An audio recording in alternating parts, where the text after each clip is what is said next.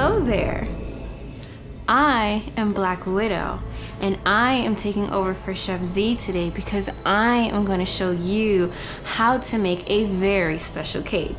Today we are making a black rose red velvet cake, and we're gonna use that pesky little buttercream that Chef Z taught you how to make, and we're gonna put some dark chocolate and black food coloring, and we're gonna decorate the cake with black roses, and then we're gonna give it the slightest little hint of red color, and maybe then Chef Z will escape from the web that I have her wrapped in.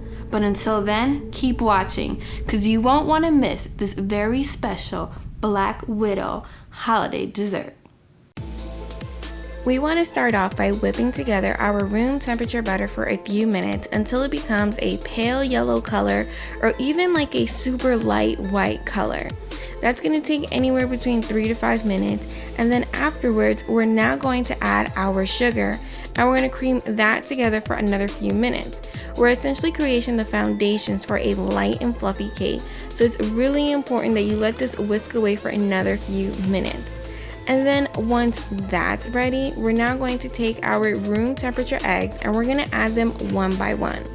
It's really important that you add them one at a time and that you're using room temperature eggs because number one, you don't want your eggs and your sugar mixture right now to curdle, and two, our eggs and sugar mixture can only handle but so much moisture, which is why we have to add them one at a time.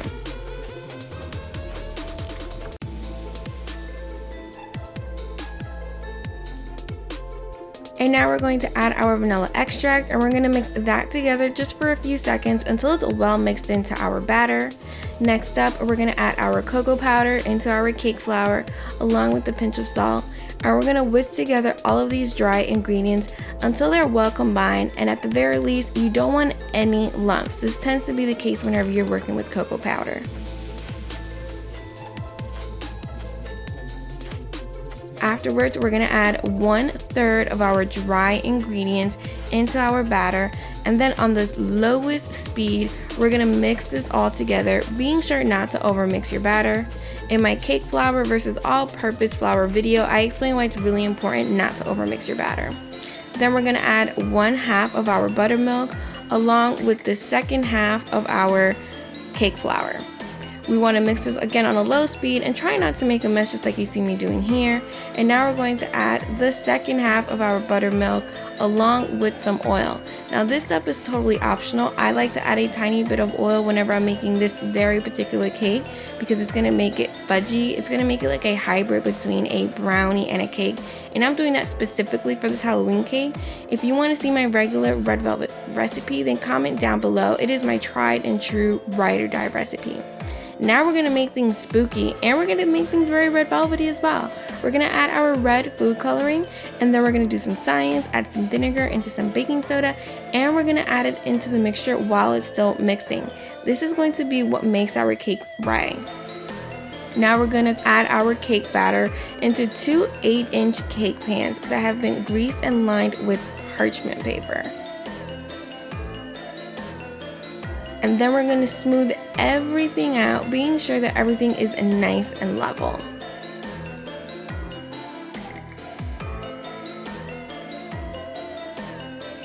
And now we're finally going to add these cakes into the oven, and they're going to bake for 40 minutes or until a toothpick comes out clean. We're going to bake that at 350 degrees. So while the cakes are baking and then cooling, we're going to add some cooled melted chocolate into some Swiss meringue buttercream. I have a video here on my channel on how to make this delicious frosting, so be sure to check it out so you don't miss it. And we're essentially creating our very own chocolate buttercream, which guys is so delicious. I can eat the whole bowl by itself. And now we want to add some black food coloring into our buttercream, and this is where things start to get interesting and really fun. Keep in mind that if you're working with a vanilla buttercream or a white buttercream, dyeing your buttercream is going to be so much more easier because you're going to be working with a white base. Because I'm working with a light brown base, I needed to use quite a bit of food coloring to get this beautiful black color. I recommend using food coloring gel or even oil just so that your buttercream doesn't break up on you while you're mixing it. Now I've split and leveled my red velvet cake, and I'm going to frost that first layer of cake. In fact, this is going to be the filling of the cake. Now no worries if you have some buttercream oozing out on the sides. We're actually going to use that later on when we crumb coat the cake. We're now going to add our second layer of cake, being sure to remove the parchment paper, and we're going to add that top layer of frosting. Now this is simply a crumb coat, so you don't have to go heavy on the frosting just yet. You just want to make sure that your whole entire cake is covered in this black buttercream.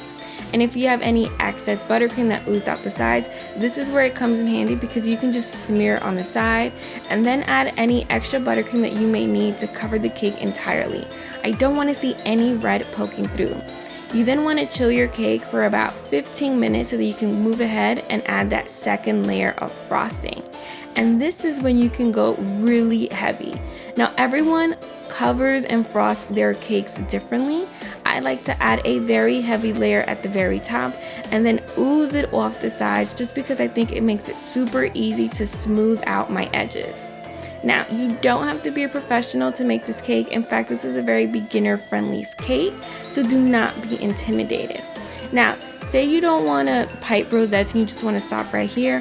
I like to keep my offset spatula on the cake and then keep turning my cake, and it creates this really nice rustic design at the very top of the cake. Moving on, we're now going to pipe rosettes all over this cake. Now, before you do this, you do want to get a sense of how big your cake is, and then you adjust the size of your rosettes accordingly. Because this cake is not that tall, I get to pipe about 2 beautiful rows of rosettes. So once the sides are covered in rosettes, we now want to move on to the very top, and we want to do the same thing.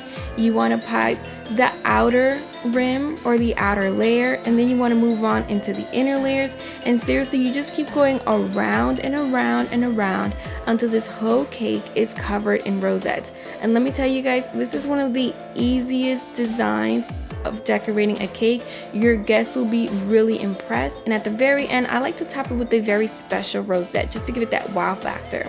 And talking about wow factor, wait until you cut into this cake.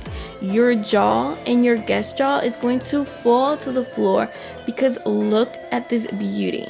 Now, this cake was actually so beautiful that I ended up not putting the little red sugar crystals the way I had initially intended, because I guess less is more, right? Now keep in mind, I did use a chocolate frosting for this red velvet cake. Feel free to use a vanilla frosting if that's more your speed. Send me pictures of your recreations, but more importantly, have a happy and safe Halloween. Buen provecho, guys!